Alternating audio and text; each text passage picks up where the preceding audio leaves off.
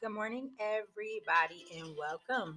Welcome to Patricia's podcast. My name is Patricia Tomlinson. I am a motivational guru. That is what I stand for. I love to motivate people to pursue purpose, their authentic identity, to press past pain, press into their future. So I want to welcome you guys today. On this podcast, we talk about anything controversial. I like to say that we talk about anything that other people do not want to discuss. Um, on this podcast, we're going to be talking about relationship, um, purpose, identity, authentic love, anything that will help you press into your future and live the maximum potential that you were created to live. That is what this podcast is all about. So, welcome. So, today, I am going to actually talk to you about some issues that have been on my heart for the past year, and it is pertaining to our men. So, for the past 10 years, I have had the opportunity to speak to countless women about being molested and raped. I myself being one that have been impacted by these issues and I have overcome. And so now, for some reason, which was about last year, my focus has more or less shifted. I still love speaking to women and I still love talking to them. However, for some reason, our men has come into more of the viewpoint of the conversation. And with that being said, the inspiration for this particular podcast comes from a blog that I wrote about 2 weeks ago, and it was called For Far Too Long Women Have. In this blog, it was talking about how women have been plagued by the issue of our men in regards to being used sexually, mentally, and emotionally abused by men who are traumatized and hurting. This is due to how society has, for so long, made our men think that they are more masculine, more of a man because they have the house, the car, the money, the clothes. They can wear the suit, they can walk the walk, they have the broad shoulders. However, women have dealt with so much emotional issues and problems, not just to their own issues or to their own problem, but because of a lot of it has come from a lot of different men who have not been in the place needed to be in order to either nurture her or understand that she's a human being with feelings as well, that you can't just sleep with a woman or have intercourse with her or tell her these dreams that you know that she wants and then call her crazy because she holds you accountable and wants you to fulfill what you originally said. However, under the pretense of being called crazy by men, women have been broken and abused. Now, I want to put this disclaimer out there. This is what society has taught our men. So, with all this being said, that was the first blog, which stemmed into the second blog. It's called Vault to His Heart. You can find all these on my Facebook profile, which is Patricia Tomlinson, and my Instagram, which is underscore Patricia Tomlinson. And it gives more details about this. I'm simply just going back and reviewing the information that I've already sent out through written word. So, Vault to His Heart, I got some interesting feedback about that particular blog because it was men actually sending me corresponding messages, feedback, and comments about the blog, which I was actually excited about because I wanted to do something controversial to get the conversation started. I needed some men to stand up, to give me their opinion, their feelings, to actually open up. So, Vault to His Heart was about how men who were children, if they cried or showed emotion, were called sissies or punks or little girls because they had that moment of emotion where they felt. We have men that have been uh, devoid of nurture from their mothers, meaning that they weren't coddled, they weren't nurtured, they weren't loved on. And so the Vault to His Heart asks the question, why are men so silent with the issues of their heart? We know that men go through heartbreak, men go through disappointment, men go through letdown, men go through frustration, which to me leads to inward anger or just feelings that are suppressed and oppressed, and it becomes a vault where the man is actually locked up inside himself. He cannot have any form of release. For some men, we know that a lot of men actually get releases through sexual interaction with women. I remember last year I went to the park. I was on a walk. They had an event down there, and I stopped and I started to talk to one man. He was older, maybe about 45 years old, and it was about four other men that were there at the time. They were walking up, they were getting t-shirts, and we started a conversation. And the man said it. He said, he had been molested when he was a kid. Actually, two of them came out and said they had been molested. And due to those situations, one of the guys was actually paid as a child to perform particular acts on a young woman. So he said when he got older, his respect for women was not there as it needed to be. So what he did was he rounded up women, had sexual intimacy with them to fill this void. It was so amazing to see his response and his face as to when I started to tell him my story of how I went through getting preyed on by a man because I was naive to how a man can use his tactics to get what he wants. And this man had that moment where he was like, wow, that was me before I matured. That opened up the conversation. Another man said when he was married, he just did whatever he wanted to because he didn't feel like he had to either be faithful or show her the respect because he had been disrespected as a child by a woman. If you notice, both of these men had issues from their childhood of being traumatized by women that followed them into their adulthood and framed their mind as to how they viewed women and the respect or lack thereof that they were given. Why are men so silent? I'm pretty sure that, and hopefully so, that I was not the first person that had this interaction with them as far as conversing about what took place with them. However, both of these men were in their 40s. I asked both of them if they had been to counseling. They both stated no. So my question is, if you are in pain, what is it that causes you to sit there like a vault and not open up to release all that steam, all the anger, all the frustration and rage that takes place from being treated improper, treated wrong, or abused? So from the vault to his heart, the blog, I got an anonymous comment back. And he stated that his desire is to actually talk, open up, and express how he feels.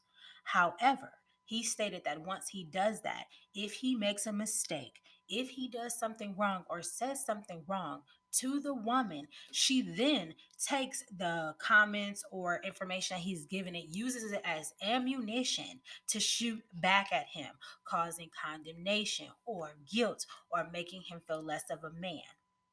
He stated that this is one of his primary reasons as to why he decides not to open up and allow his heart to be a vault. I thought that was very interesting, as well as I applauded him for being so open and honest and coming out about the information. I was impressed because I'm not his girlfriend, I'm not his wife, but he did feel comfortable enough to talk to me about it. So, hey, why not allow him to speak? With all that being said, today's topic and subject is titled Allow Him. Allow Him, meaning men, to speak. This morning, I'm normally up about 2 to like 5 or 6, brainstorming, praying, reading, getting downloads as far as the content that I'm going to talk about. And the title that came to me was Allow Him to Speak. I remember when I was younger, like in my 20s, and you just think you're doing something and you're so wise and you're so smart, still wet behind the ears. And I was engaging with different guys, not necessarily dating, but just talking. And I noticed a lot of times that these men would open up. They would just tell me their secrets. And I'm just like, some of the secrets were a little wild and radical, but they would do it. But I noticed as a woman, it was like I had a tendency to talk too much to the point where he was not able to actually get out and not just one person, it was many men that were not able to get out exactly what they wanted to say. They didn't have a platform or a floor to actually express what they were feeling. This led me into another comment from an anonymous person, which is a woman, and she stated that strong, independent women won't allow their guards to go down. Interesting enough is that she took ownership that this strong, independent woman that she was talking about was herself. She stated that when she was married, um, she had some issues going on, as a lot of us do. And she stated that she would not allow this man to actually talk in or express how he felt. That was her issue. So, my question today is, are men really able to talk about the desires, the fears, their dreams, their goals without us as women and or people antagonizing, criticizing, demeaning, degrading, or making them feel less of a man when they do something that we are not necessarily pleased with? I feel like that is a form of verbal abuse. So, can a man be verbally, mentally, and emotionally abused? Can a man even be sexually abused? And I'm not just talking about in his childhood where he either might have been molested or raped or everybody playing house. I'm talking about when he gets older. Can a man be abused in the sense of his mental capacity? I feel like the vault to the heart is the man's mind. Does he have a safe place to come and actually lay his burdens down to talk about what's really bothering him? This has been on my heart for the past year or so, where I literally didn't necessarily date. I just took some time. I remember I wanted to do this thing called 50 Dates in Different States, where I actually interviewed different men from different demographic locations to see if their mindset was the same as other men in other places. It was more like a case study. And of course, we know that you can't branch or put all men together based off of one man out of one place. However, I was curious with everything that has been going on with our men. I watched last year how Kobe Bryant died, how Nipsey Hussle was murdered. The man, unfortunately I forgot his name, that had the knee in his neck, and so many other countless men that have been murdered and annihilated, and for senseless purposes. Even with me being from Akron, Ohio, there's so much murder of our men going on. And so I question, can these men actually articulate openly how they feel? Society has made it to where our men have to walk around with their shoulders pinned up, that they have to look a certain way. They can't express themselves, they can't talk about it. And if they do, are we willing to really allow them the opportunity to? Are we really allowing our men to speak? Have we allowed him, them, our men to speak? I had some questions last year, and one of them was, during a conversation that one of me and my friends had, and I said, if a man really came to a woman and told her, "Babe, I'm scared to go outside, and this is due to all the senseless killing. Babe, I'm scared for my life." Will this man be looked at as less of a man because he feels fear and talks about it? My question is, in regards to our man, can he experience this amount of abuse to where it actually silenced him to where he doesn't speak? I mean, we look at Maya Angelou. She was a woman. She was abused. Okay. And she didn't speak for a long time. Okay. So I just wonder, we have a lot of men that want to be rappers. Is this their vocal way of expressing how they feel? I mean, if you look at the rap music, they talk about it. Rap music, they say, is so harsh and degrading of women, and it causes all these issues in our community as far as killing and things of that nature. Is this because of how our men feel inwardly, that they are expressing the hurt and the pain that they endure in their music? But is it that so many people like the music because they can correlate and actually feel what that person is feeling because they're feeling the same way? My question today is, do we actually care about our men? Are we listening to them? Are we listening to their heart's concern? Even when they're silent. I know some men that I'm around sometimes, if they get too silent or too quiet, I know something is wrong. My question is, men, why will we ask you, is something wrong? Automatically, the response a lot of times is, I'm okay. And I know just by the look of a man, just by the silence of a man, that that's not true, that there are so many men that are walking around that are not okay. You have men that are experiencing death, you have men that are experiencing issues in their finances, you have men that are poor, you have men that are sexually traumatized, that will not speak up because society has made them feel like they have to keep it all together, they have to know everything, they have to be strong. They have to be our protector, our provider. But my question is, what are we giving to our men to make them feel like they are safe and they are okay and they can come and talk to us if need be? If you think about the human culture, everybody wants to be seen, everybody wants to be heard, people want to be validated. So, are we taking this from our men because we don't understand them, because we are not engaging in a strong dialogue with them? Um, Sally Richardson's husband, Deontay Richardson, he did a interview and had a book and stuff come out last year where he was talking to Devon Franklin about the difference between a male versus a man. And I, at my age, which is later on, am finally understanding that there is a difference between a male and a man. So today's conversation was inspired from the two blogs that I wrote that you can find on WordPress, which is available on Facebook as well as Instagram, Patricia Tomlinson or underscore Patricia Tomlinson for Instagram.